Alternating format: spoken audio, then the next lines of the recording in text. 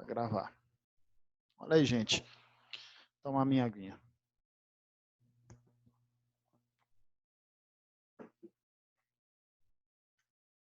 Falar de fisicoquímica, né? A gente vai entrar na fisicoquímica, vamos falar de um assunto, um tópico que despenca no Enem, né? Ele não cai, assim como estequiometria. Termoquímica, vamos falar de termoquímica, falar de reações químicas exotérmicas, endotérmicas. Eu tenho uma aula pronta que daria para usar, mas se a gente for aqui pela apostila, vamos mais rápido, tá? São 4 ou 5 módulos disso. Então, eu começo hoje e termino na próxima aula. Falar desses assuntos. Cadê? Deixa eu voltar para ele. Processos endotérmicos ou exotérmicos. Primeiro, termoquímica, é a área da química que vai estudar a transferência de energia, a troca de energia, tá? Entre reações químicas e mudanças de estado, de substâncias, tá? De algumas coisas. A termoquímica vai estudar isso, essas mudanças. Então, todas as reações químicas, ó, você vai ter mudança de estado físico e etc. Eles vão absorver ou liberar calor. E aí o nome, a primeira coisa que a gente tem que gravar é isso aqui, ó, esses nomes. Endotérmico ou exotérmico. Deixa eu pegar uma... Acho que tem um marca-texto aqui, ó. Endotérmico ou exotérmico. Agora, vamos relacionar lá quem é quem e como que funciona isso. Processos endotérmicos são aqueles que absorvem. A palavra endo significa para dentro, tá? Endo significa para dentro, absorve. Você não tem endoscopia, aquele negócio que põe dentro da boca e vai lá no estômago. Então, é lá dentro, endoscopia, endodontia, o cara que vai abrir seu dente, vai mexer lá dentro, vai arrebentar com você, com a sua vida. Então, endotérmico. Então, são coisas que vai pegar calor e absorver calor, tá? Algo que vai retirar calor, um processo que absorve calor. Igual, por exemplo, quando você toma banho e você sai ali ou da piscina ou do chuveiro, você sente aquele frescor, que está mais fresco, né? Que está muito quente, você sai do banho assim, você sente que você está mais fresco. O que aconteceu? A água, o resto da água que ficou ali no seu corpo vai evaporando, ela vai retirando calor. Ela retira calor da sua pele e então é um processo endotérmico da água. A água está retirando calor seu, ela está absorvendo o calor e evaporando. Então você sente frio. O ambiente é resfriado. Você sente frio, porque alguma coisa retirou o calor de você, tá bom? A sua temperatura diminui. Você perdeu o calor para o ambiente, para a água no caso. E processos exotérmicos. A palavra exo, ela significa para fora.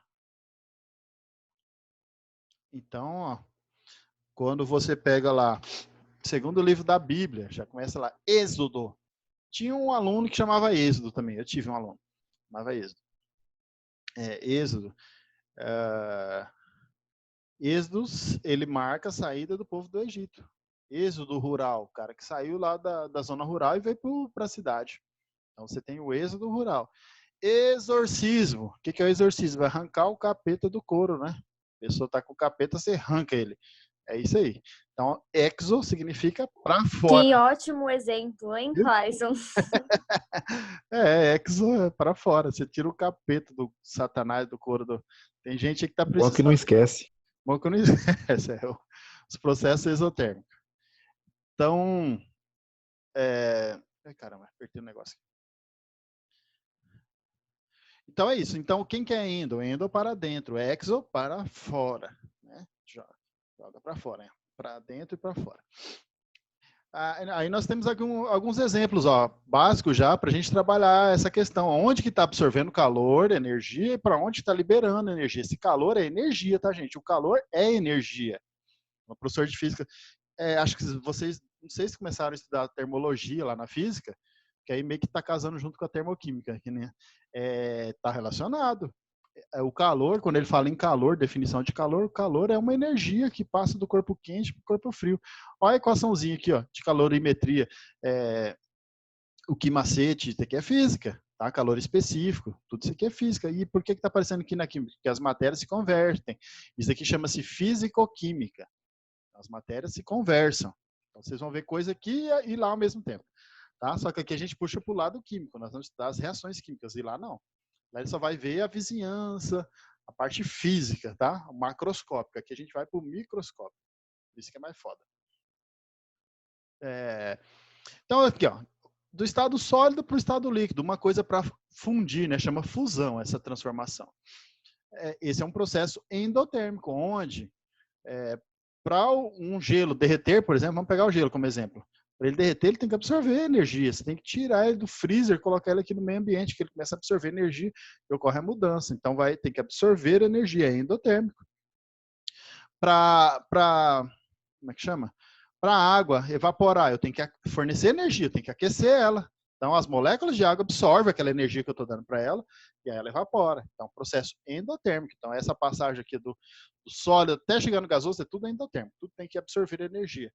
Agora, o caso contrário, eu tenho lá o estado gasoso, tá aqui, ó, olhando aqui no slide. E aí vou fazer o processo reverso, fazer o vapor de água virar líquido.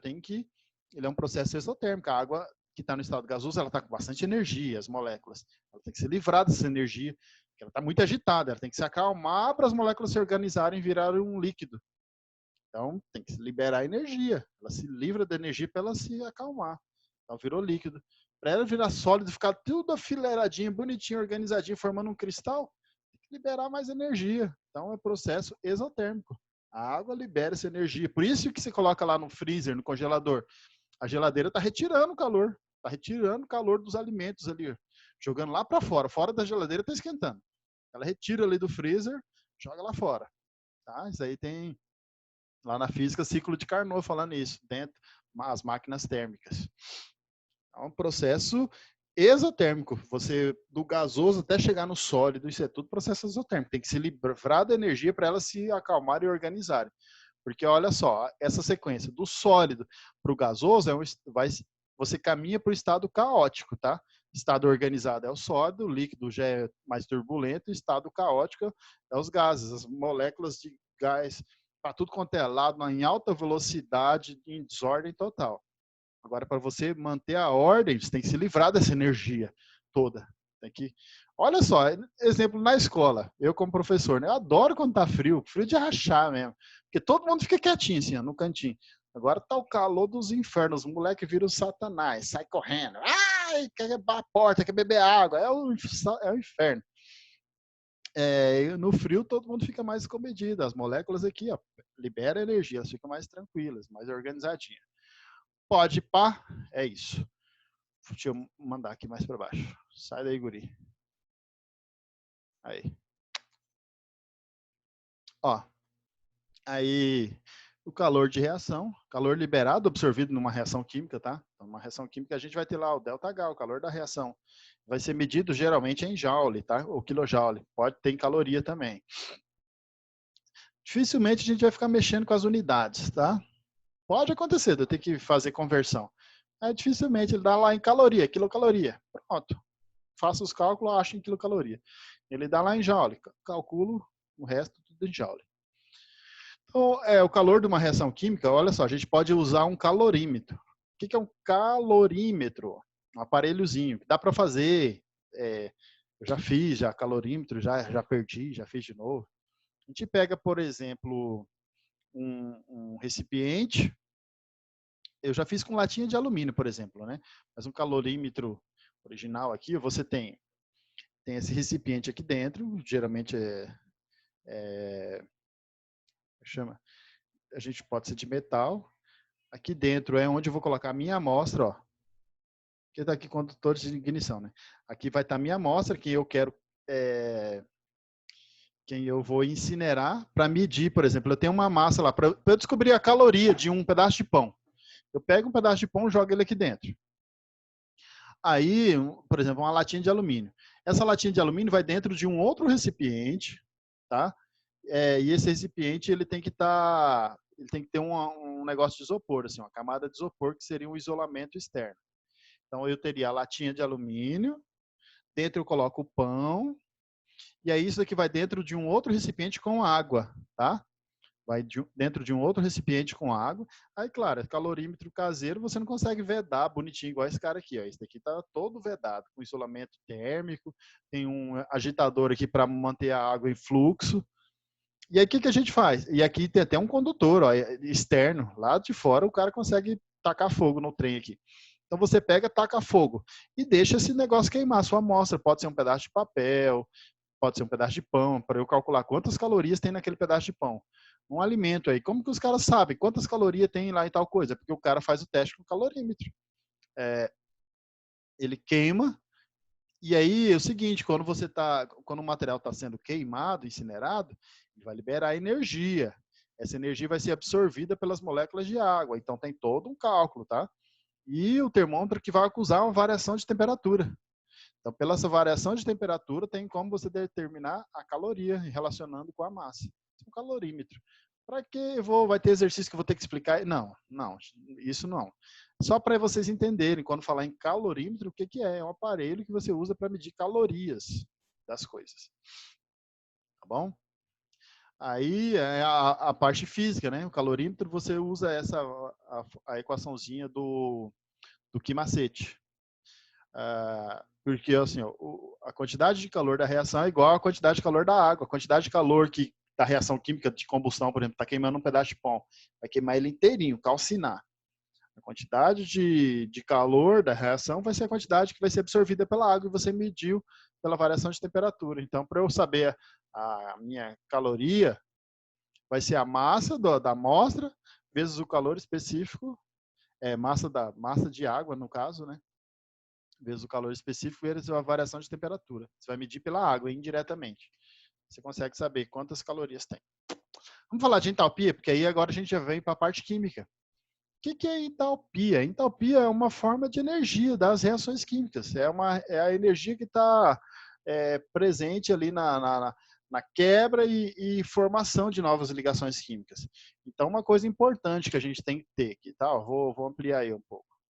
Uma coisa importante que a gente tem que frisar. Coisa importante. Toda reação química. Você tem reagente, deixa eu ver, reagentes e produtos. Para vocês é o contrário, acho que eu tenho que fazer daqui para cá. Lado esquerdo. Será que é esse? Não, acho que é aqui mesmo. Ó. Reagentes, lado esquerdo, e aqui é produto, lado direito. Meu lado direito acho que vai ser o mesmo seu. Aí. Lado esquerdo, lado direito. No lado dos reagentes, a reação química está acontecendo ali. Os caras estão se organizando, a ligação química está sendo rompida. Quebra a ligação química, forma com o outro. Os elementos se separam daqui, separa aqui, eles se combinam diferente. Então, você vai ter, no lado dos reagentes, quebra de ligações químicas. No lado do produto, o que está sendo produzido é os caras que estão se juntando de forma diferente ali, ó, formando novos compostos. Então, você tem essas duas situações. No lado dos reagentes que eu estou tendo quebra de ligação, para quebrar a ligação, eu preciso absorver energia para conseguir romper aquilo ali. Então, você tem absorção de energia do lado dos reagentes. No lado dos produtos, quando formam uma ligação química, uma nova ligação química que estabiliza, sempre libera energia. Então, do lado dos reagentes, para romper a ligação química, tem que absorver. E quando a ligação é formada, ele vai estar liberando energia. Ok. Voltando aqui. Olha só, um exemplo aqui. Ó. Aqui eu tenho uma reaçãozinha química que dá queimando a grafita. Então, o grafite, carbono, ele está reagindo com oxigênio, formando CO2 mais calor. Uma dica é, toda vez que apareceu aqui calor do lado direito da seta, é porque é uma reação, igual está aqui, ó, é porque é uma reação que liberou energia. É uma reação que libera energia. Deixa eu ver se eu acho a minha aula aqui para compartilhar com vocês. Só um minutinho. Escola, aulas. Vou pegar minha aula de termoquímica que o esquema aqui tá melhor.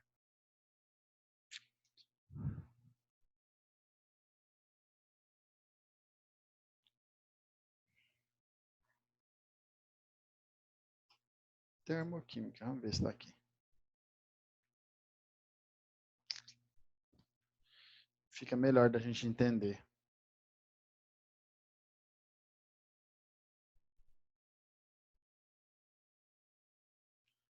soluções, deixa eu ir para termoquímica.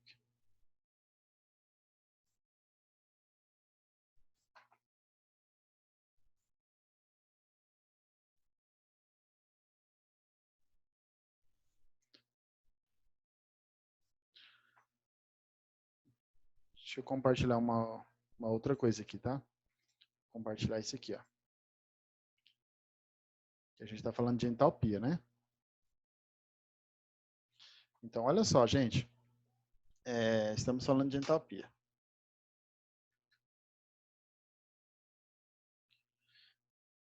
As relações aqui, ó. Se precisar fazer o cálculo, uma caloria é 4,18 joules, tá? E toda vez que tiver o quilo, já falei para vocês, o quilo é 1000, representa 1000. Quilo de qualquer coisa. Se for de caloria, é 1000 calorias. Se for quilograma, é 1000 gramas, e assim por diante. E uma caloria é 4,18 joules. São unidades de energia. A reação endotérmica e exotérmica já falei. Olha só, isso aqui é importante, tá? Nas equações que vão estar liberando aqui, ó. Nas reações químicas que vão estar liberando energia, que a gente chama de reações exotérmicas, as reações exotérmicas sempre vai estar calor aqui do outro lado, do lado direito. Olha só num gráfico como que isso fica. Olha só, então aqui é legal para a gente ver o gráfico. A entalpia dos reagentes, a entalpia é representada pela letra H. O R é reagente, o P é produto. A entalpia do reagente ela vai ter mais energia do que a dos produtos. Porque no reagente, uma reação que vai liberar energias, como ela vai perder energia, no final da reação, meus produtos têm menos energia do que tinha no início, porque a energia foi perdida para o meio ambiente, ele perdeu. Então, ele tinha um pacote de energia, tá? Uma quantidade ali nas ligações químicas. Rompeu as ligações químicas, formou novos compostos e que precisam de menos energia. Então, a energia foi liberada. Então, esse é um processo exotérmico. O processo exotérmico, o gráfico dele tem essa descida aqui, ó. Você vai ter patamares de energia. Pode aparecer assim ou pode aparecer simplesmente assim, ó. Assim não, né? Você vai ter uma reta e patamares de energia, de entalpia. Então, você vai ter aqui, ó, reagente e aqui produto. O reagente vai ter mais do que o produto. E aí ele coloca assim uma setinha desse sentido aqui, ó. Nem sempre vai ter escadinha, igual tá aqui bonitinho. Às vezes a gente encontra dessa forma aqui. Tá, beleza? Então, reações exotérmicas. Vai aparecer calor ou um valor de energia, tipo assim, tantos joule, tantas calorias, mais tantas calorias. Então, quer dizer que está sendo perdida essa energia para o meio ambiente. E na forma gráfica pode aparecer assim, ó. Desse jeito.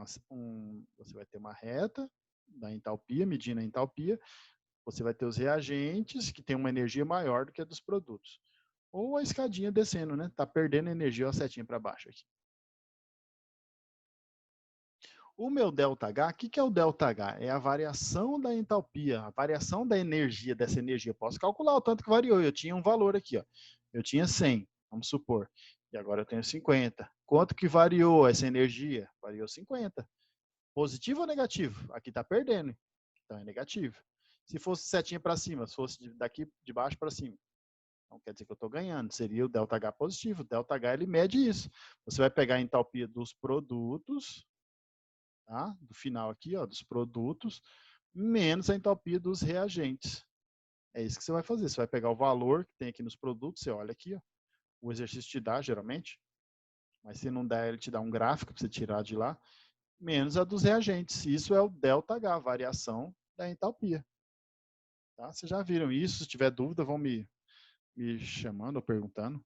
Então, esse ΔH menor que zero, ou seja, ele é negativo, né? Indica que é uma reação exotérmica, quer dizer que está liberando energia. Agora, um sistema endotérmico. Olha só, o calor, onde é que ele está? O calor já está desse lado aqui, ó, do lado esquerdo da minha setinha. Quer dizer que esses caras estão precisando de calor, de energia. Eles estão precisando de energia para poder se fundir ali e formar novos compostos. Então, uma reação que é endotérmica. Olha só o gráfico, como que ele inverte. Tá? Se fosse uma barrinha lá, igual eu estava tentando desenhar, medindo a entalpia, Você tem lá os reagentes e os produtos. Os reagentes vão estar lá embaixo e os produtos em cima. O sentido da setinha é esse, ó.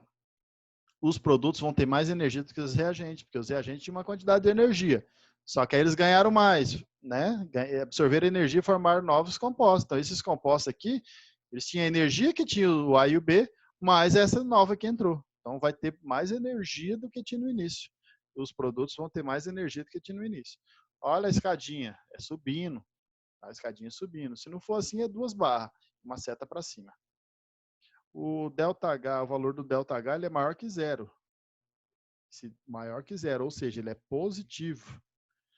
Positivo indica que é uma reação endotérmica. Tem questão que o cara só pergunta isso. Ele te dá o ΔH e quer saber lá se é endotérmico ou exotérmico. Então, isso é tranquilo, porque é só você olhar o sinal. Sinal negativo é exotérmico, está perdendo energia. Positivo quer dizer que está ganhando energia. Tá bom? Beleza. Essa é a parte inicial.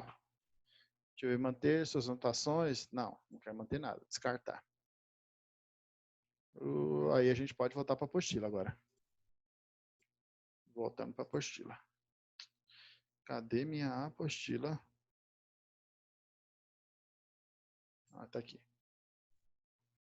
Voltando para a apostila, então. Então, variação de entalpia, já falei. Que é entalpia dos produtos menos o dos reagentes. E aí, o ΔH nas reações químicas, né? Aí é a mesma coisa, tá? Você vai pegar produto menos reagente. Já falei. ΔH nas reações exotérmicas.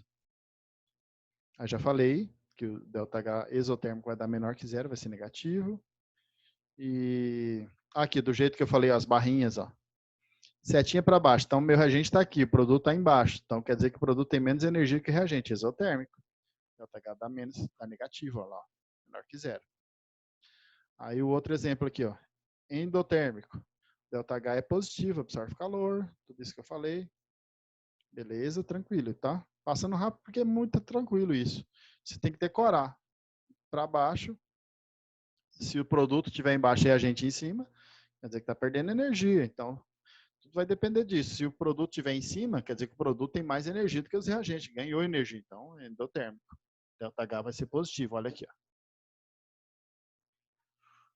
Vamos embora. Os estados físicos influenciam, tá? Por exemplo, olha aqui, ó. O hidrogênio combina com o oxigênio para produzir água. Agora, se essa água for no estado gasoso, o meu ΔH é menos 58 quilocalorias. Agora, se for no estado líquido, ele vai precisar de mais energia. E se for no estado sólido, é negativo, tá? Tá liberando, precisa liberar menos 70. Então, aqui, do sólido para o gasoso. No sólido, você precisa liberar mais energia. Do líquido, ele é um intermediário. E o gasoso é um estado que tem que absorver energia, né? Ele não tem que liberar. Então, os ΔHs vão ser diferentes, tá? Dependendo do estado, a entalpia de cada substância, ela depende do estado físico. Isso é importante. O estado físico influencia. O estado alótropo também. Por exemplo, o carbono, o grafite, olha aqui, ó, a variação de entalpia, 94. E o diamante, 94,5. Uma diferença que não é muito grande, mas influencia. Beleza, exercício. Deixa eu ver se tem alguma outra coisa que a gente pode adiantar. Aqui as equações. Isotérmicas e endotérmicas, questões do Enem. Aí a lei de Hess, acho que isso vai ficar para a próxima aula. Lei de Hess caiu no Enem, no último Enem, inclusive. Tinha questão da lei de Hess. E aqui, cálculo de ΔH, mesma coisa que tem lá para trás. Tudo mesma coisa. Então, meio que a gente já mata essa parte. Capítulo 3 e a química orgânica. Então, são só 3 módulos, essa parte, e a gente já viu quase tudo, só vai faltar a lei de Hess, tá? Porque isso daqui, ó, é a mesma coisa que eu estou fazendo lá em cima. Mesma coisa. O método de cálculo é o mesmo. Só vai faltar a lei de Hess. Beleza? Então vamos fazer alguns exercícios aqui. Deixa eu ver o horário. Ah, tá de boa. Lei de Hess vai ficar na próxima aula. Vamos fazer lei de Hess. Então na próxima aula nós vamos falar de lei de Hess matando a termoquímica, tá? A gente vai terminar a termoquímica. Um assunto muito importante para o Enem. Então é importante que vocês façam os exercícios. Eu vou mandar uma lista só de Enem e outra lista extra, né? Só de Enem. Então é importante que façam pelo menos os do Enem, que são os mais difíceis. E me mandem as dúvidas, pode me incomodar. Claro, isso faz isso que eu respondo, cara. No mesmo dia eu respondo. Se eu tiver de boa, eu respondo na hora, né? O Santiago tá aí de prova. Eu respondo. Verdade. Às vezes eu tô ocupado, corrido. Mas todo mundo que me manda, no mesmo dia eu respondo. Eu procuro responder na hora. É porque às vezes eu tô longe do computador, aí eu não tenho exercício, aí eu não tenho nada, às vezes eu preciso escrever, aí eu tenho que chegar em casa, pegar um caderno e resolver.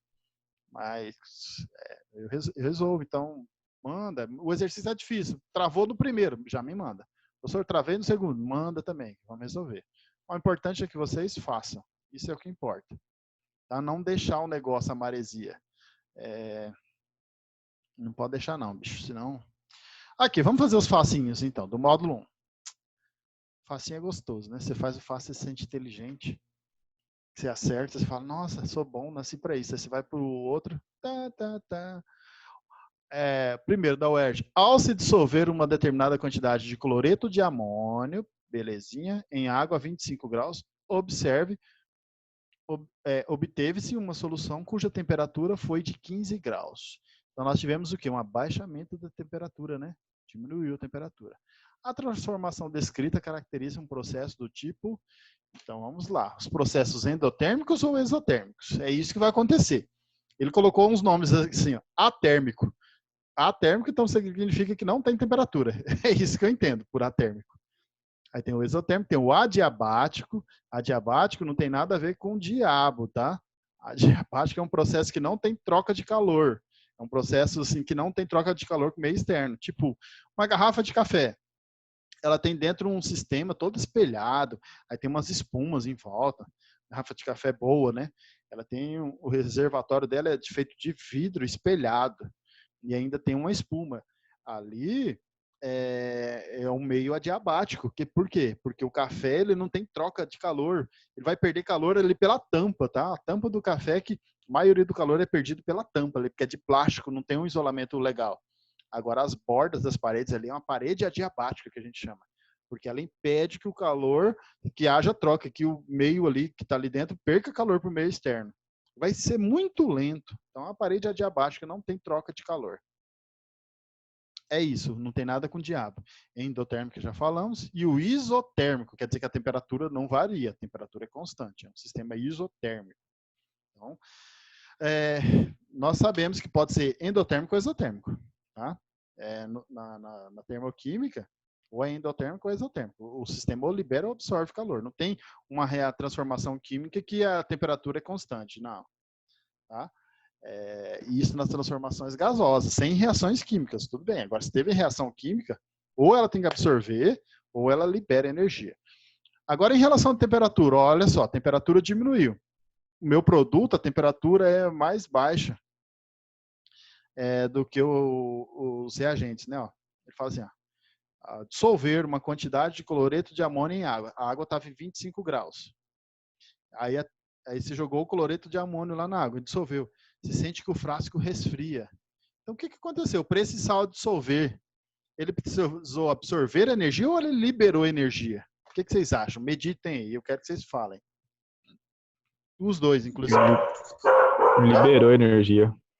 Você acha que ele está liberando energia? O sal absorver, ele vai liberar energia? Eu acho que sim. Tá, e a Emily, acha o quê? Ou não acha nada?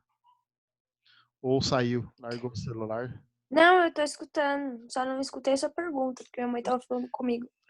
Fala pra sua mãe parar de falar. Você tá na aula. Olha só, a pergunta é, eu quero saber se o processo é endotérmico ou exotérmico. Eu falei que a gente tem um frasco. Eu acho que é endo. O cara jogou o sal e o sal se dissolveu. Mas ele observou que a temperatura diminuiu. Para esse sal dissolver, ele vai estar liberando energia ou absorvendo? Então, você falou que é endo. Endo quer dizer que está absorvendo energia. Então, exatamente isso. É um sistema É, endotérmico. porque se a temperatura baixou. Abaixou, é porque o sal retirou calor da água. O sal, quando ele entrou lá para ele dissolver, ele foi catando calor da água, energia, para ele poder conseguir se separar. Então, é um processo endotérmico, tá? Então, a gente tem aqui marcar a letra E. Agora, e se fosse igual a soda cáustica? Você pega a soda com água e joga a soda na água. Quando você coloca, o frasco esquenta pra caramba. Chega a uma temperatura alta que queima a sua mão, dependendo da concentração. Então, aí é um processo exotérmico. Eu coloquei a soda e ela liberou energia para o meio, que a água aqueceu. Então, é um processo exotérmico, dissolução da soda cáustica. Agora, dissolução desse sal aqui, ó, cloreto de amônio. O sal de cozinha, se eu não me engano, também é endotérmico. Ele dá uma esfriada, mas é muito pequeno que a gente não percebe contato. Só com um termômetro bom ainda. Tá bom? Você ia falar alguma coisa, Marcos? Que eu não entendi. Ah, você não entendeu? Tá bom. Então, assim, ó. Deixa eu ver se eu consigo. Espera aí. Deixa eu pegar a canetinha aqui. Ele colocou aquela mudança de temperatura ali só pra ir trouxa igual eu colocar exotérmico.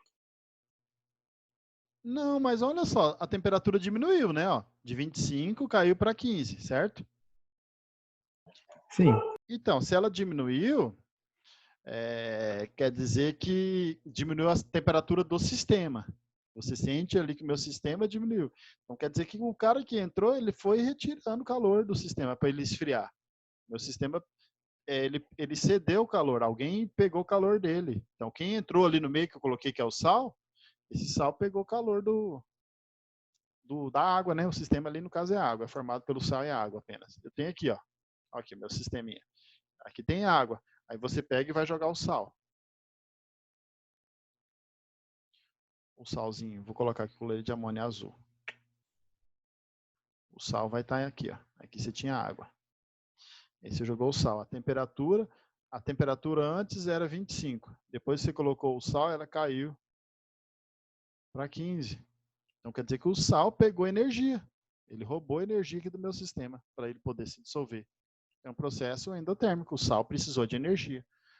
Agora, se fosse a soda é o contrário. Você joga a soda, ela esquenta. Então quer dizer que ela, toda vez que ocorre o rompimento ali, a separação para ele se dissolver, ela libera energia. Então cada sal vai ter um comportamento, tá? Diferente. Vai meditando sobre isso aí, ô Marcos. Tô pensando mesmo. Vai pensando, né? Então. Dá umas bugadas mesmo. Eu mesmo, acontece comigo, dá umas bugadas. Aí aqui é outras questões assim, mais tranquilinha, que não tem cálculo. De boa. O que vai ter de cálculo aqui é regra de 3, eu acho. Modelo Enem.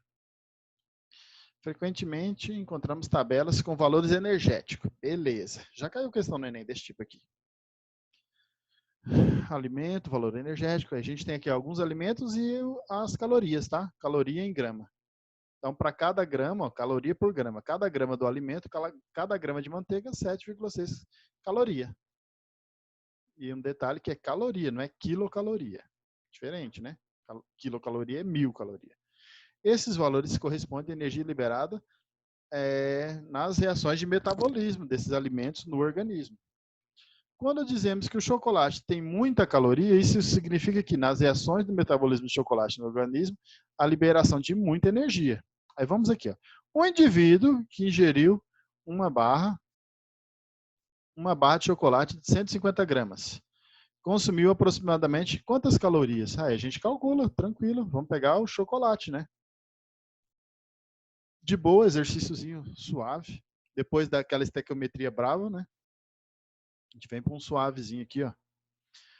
O cara consumiu uma barra de chocolate de 150 gramas. Então, quantas calorias tem em 150 gramas? A gente tem lá na tabela, aqui, ó, a tabela fala aqui, ó, chocolate, ele é 4,67 calorias por grama. Então, você escreve isso, ó, 4,67 caloria em 1 grama. Só que o cara consumiu 150 gramas. Então, é 100 vezes, 150 vezes a mais, né? Quantas calorias? É só multiplicar aqui, uma regra de 3. E acabou. Então, vamos lá. 150 vezes 4,67. Dividido por 1, que vai ser o mesmo valor. Então, 150 vezes 4,67. Vai lá, calculei para nós.